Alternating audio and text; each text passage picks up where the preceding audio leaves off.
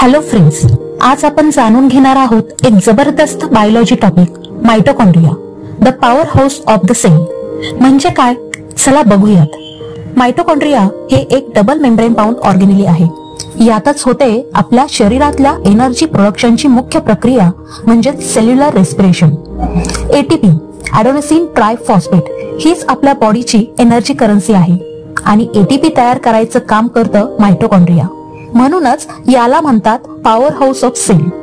नीट आणि सीईटी मध्ये यावर बेसिक पण काही ट्रिकी क्वेश्चन्स विचारले जातात, जसे की मायटोकॉन्ड्रिया कशामुळे सेल्फ रेप्लिकेटिंग युनिट आहे, त्यामध्ये स्वतःचा डीएनए आणि रायबोझोम्स असतात का? तर याचं उत्तर आहे हो, कारण मायटोकॉन्ड्रियाला स्वतःचा डीएनए आणि 70S रायबोझोम्स असतात. सो फ्रेंड्स, लक्षात ठेवा, मायटोकॉन्ड्रिया म्हणजेच एनर्जी आणि एनर्जी म्हणजेच लाईफ.